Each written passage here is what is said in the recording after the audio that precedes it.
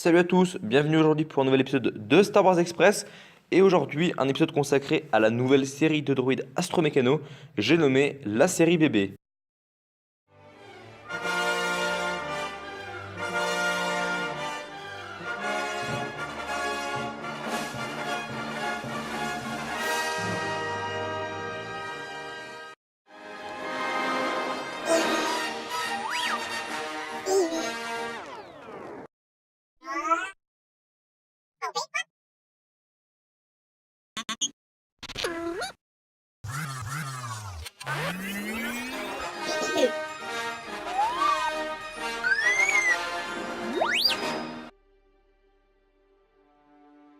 On estime que la série bébé a vu le jour quelques années après la chute de Palpatine.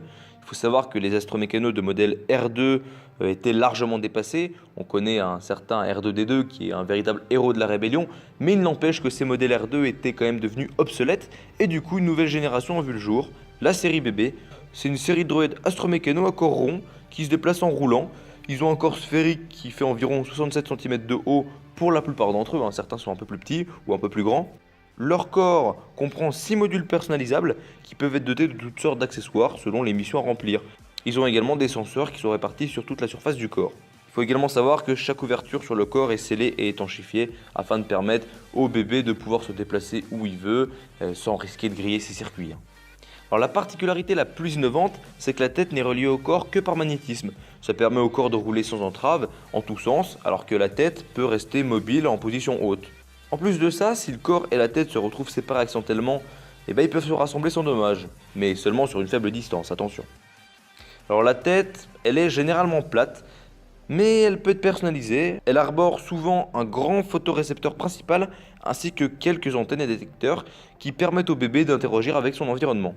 Alors la vision des bébés, elle est multispectre, et les bébés sont dotés de plusieurs outils escamotables, comme un bras, une pince, un chalumeau, et ils peuvent projeter simultanément plusieurs câbles à grappin pour se stabiliser dans un environnement inadapté ou chaotique. Alors, les bébés possèdent également un vocabulateur qui leur permet tout simplement de s'exprimer. Bon, il est assez sommaire, il leur permet pas de parler le langage basique ou voilà. Il leur permet uniquement de s'exprimer dans le langage des astromechs, c'est-à-dire à partir de bip et de sifflements. Bon, les bébés sont quand même programmés pour recourir au code droïde de 27e génération, qui est le code droïde le plus moderne à l'époque de la nouvelle trilogie. Il faut savoir que les bébés sont des modèles très polyvalents. Comme les droïdes de la série R, ils peuvent être installés dans les chasseurs, comme le X-Wing T-70 par exemple, qui est le X-Wing de peau, et donc aider les pilotes dans leurs tâches, c'est-à-dire les aider à piloter, prendre leur lait pour piloter le vaisseau si jamais le pilote est blessé par exemple, ou ils peuvent également réparer le vaisseau en vol, comme on l'a vu dans Star Wars 8, réparer les systèmes du vaisseau. Et en plus d'être de bons copilotes et de bons mécaniciens sur le vaisseau, ils peuvent également servir au sol pour interagir avec les ordinateurs ou entretenir des systèmes mécaniques ou des systèmes électroniques.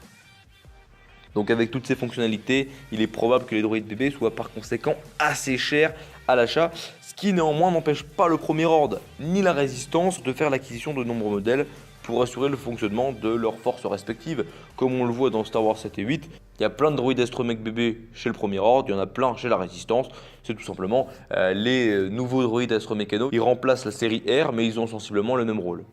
Alors maintenant, on va parler rapidement de BB-8. Donc BB-8, pour ceux qui ne le connaissent pas, je vais faire une rapide présentation. Donc BB-8, c'est le droïde astromécano de Poe Dameron, qui est le meilleur pilote de la Résistance. Dans Star Wars 7, Poe Dameron, il est dans un village sur Jakku. Il y a le Premier Ordre qui va débarquer. Il va essayer de choper l'astromech de Poe et qui va capturer Poe d'ailleurs. BB-8 va s'enfuir parce qu'il a que ça à faire. Il ne peut rien faire pour aider Poe. Et du coup, BB, pourquoi il le veut le Premier Ordre et pourquoi la Résistance veut BB-8 ? Parce qu'il a un morceau de carte dans ses systèmes qui permet de retrouver Luke Skywalker. Ça ressemble un petit peu au scénario de Star Wars Un Nouvel Espoir avec R2 qui arrive sur une planète désertique et qui a à l'intérieur de ses systèmes les plantes d'étoiles de la mort. Mais bref, c'est pas le sujet, on va pas redire encore que Star Wars 7 a pompé sur Star Wars 4. Et donc BB-8 va s'enfuir dans le désert de Jakku et il va se faire trouver par Rey. Et ensuite Rey et BB-8 vont trouver Finn. Et Finn, Rey et BB-8 vont partir pour voir la Résistance pour que on puisse confier BB-8 à la Résistance. Tout simplement, BB-8 c'est le droïde astromécano de Poe Dameron, le meilleur pilote de la Résistance. Et on peut dire qu'il remplace R2D2 dans Star Wars 7 en fait, puisque il va avoir le même rôle. Il va aider les héros dans différentes tâches, dans différentes missions. Il y a également plein de petits moments comiques avec BB-8. C'est un petit droïde qui a séduit des millions de téléspectateurs parce qu'il est très mignon, il se déplace en roulant, il a plein de petites expressions marrantes. C'est un petit R2 mais de nouvelle génération et qui est rond, donc ça a beaucoup plu aux téléspectateurs et aux fans. Alors maintenant quelques petites anecdotes. Donc déjà une anecdote sur BB-8. Le nom de BB-8 a été choisi par J.J. Abrams lui-même sur la base de sa forme ronde, de ses mouvements et de sa similitude avec le numéro 8. Et comme l'a dit lui-même J.J. Abrams, je l'ai nommé BB-8 parce que ce nom est presque une onomatopée. Quand je le regardais, je voyais un 8 évidemment, et puis je voyais également 2B. Alors il y a également une petite anecdote sur BB-9E. Pour ceux qui ne connaissent pas BB-9E, il apparaît dans Star Wars Les Derniers Jedi. C'est un droïde astromech de série BB qui est en poste sur le vaisseau de Snoke, le vaisseau amiral de Snoke. Il est un petit peu plus petit, un petit peu plus carré que BB-8, c'est un modèle bébé. Il faut savoir que sur le tournage de Star Wars épisode 8 Les Derniers Jedi, il était surnommé BB-H8.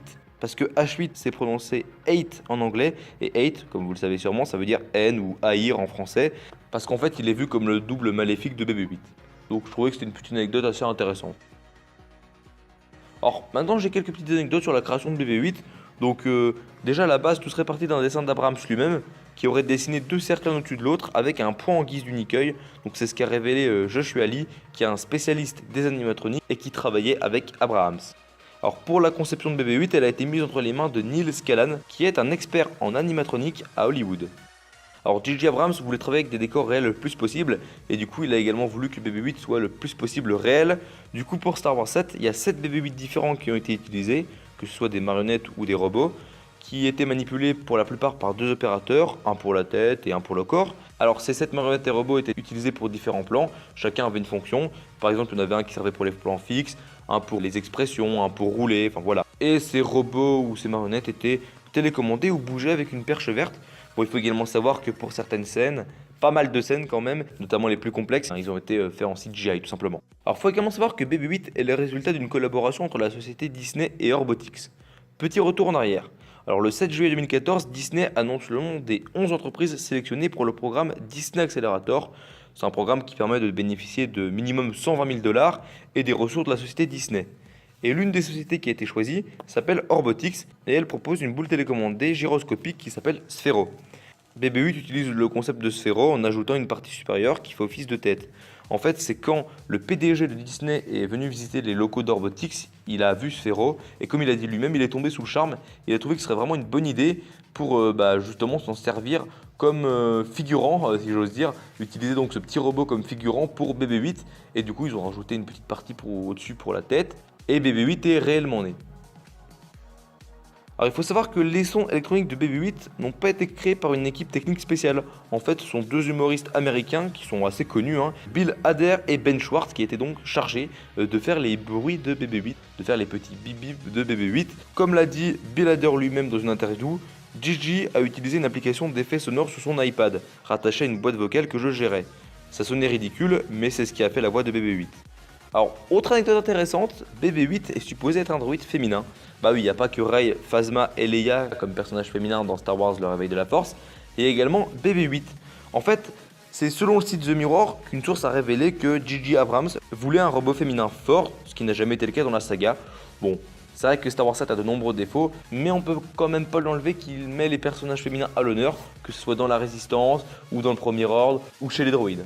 Alors je pense que vous êtes au courant, c'est pas vraiment une anecdote, c'est plutôt une information. En septembre 2015, la marque Sphero et Disney ont sorti une version télécommandée de BB-8, une version réduite du personnage du Réveil de la Force, tout aussi mignon et attachant. Il est télécommandé grâce à une application, il possède 3 différents modes qui permettent par exemple de le commander à la voix ou de le laisser se déplacer librement et il va éviter les obstacles. Donc voilà, c'est un petit robot mignon qui reproduit BB-8 tout simplement. Après la sortie de Star Wars Les Derniers Jedi, il y a également un modèle de BB-9E qui est sorti. Pour le prix, il faut compter entre 105 € et 170 €. C'est ce que j'ai vu sur le net. Donc, par exemple, le prix pour un robot BB-8, c'est entre 105 et 120 €. C'est ce que j'ai repéré sur les différents sites, Amazon, la Fnac, tout ça. Et pour BB-9E, c'est plus entre 150 et 170 €. Alors malheureusement, j'ai pas trouvé d'anecdote sur les constructeurs de la série BB dans l'histoire de la nouvelle trilogie. Je pensais que je trouverais peut-être quelle entreprise est censée construire cette série de droïdes astromécano que sont les bébés, mais non, j'ai trouvé aucune anecdote à ce sujet. donc je suis désolé. Je ne sais pas quelle entreprise est censée les construire dans Star Wars. En tout cas, bon, j'espère que toutes ces petites anecdotes vous auront plu, que cette vidéo vous en aura appris plus sur la série BB. Je remercie toutes les personnes d'ailleurs qui m'ont aidé pour les anecdotes, pour les images, les vidéos à mettre en fond, qui m'ont passé des liens, des images, voilà, qui m'ont aidé de différents groupes Facebook de fans de Star Wars. Je ne me rappelle plus de tous les noms ou tous les pseudos, mais je vous remercie tous si vous voyez cette vidéo. Il faut quand même savoir, et c'est pas du mytho, que j'ai passé plusieurs heures pour écrire le script de cette vidéo, que ce soit pour trouver les idées, pour trouver tout ce qu'il y avait à dire et pour trouver plein d'anecdotes, parce que des anecdotes, j'ai galéré à les trouver, je vous jure, j'ai passé au moins 3-4 heures à trouver des anecdotes, et heureusement qu'on m'a aidé parce que je dirais qu'au moins un tiers des anecdotes, on me les a données. Il y a des gens qui m'ont donné ça parce que sur différents articles qu'ils ont repérés, ou issus du guide visuel ou du Blu-ray de Star Wars 7 par exemple. Et donc merci à toutes ces personnes qui m'ont aidé. Et ben, j'espère que cette vidéo vous aura plu. N'hésitez pas à lâcher un petit like, un commentaire et à vous abonner. C'était l'apprenti Jedi. Je vous dis à la prochaine. Portez-vous bien et que la force soit avec vous, jeune Padawan.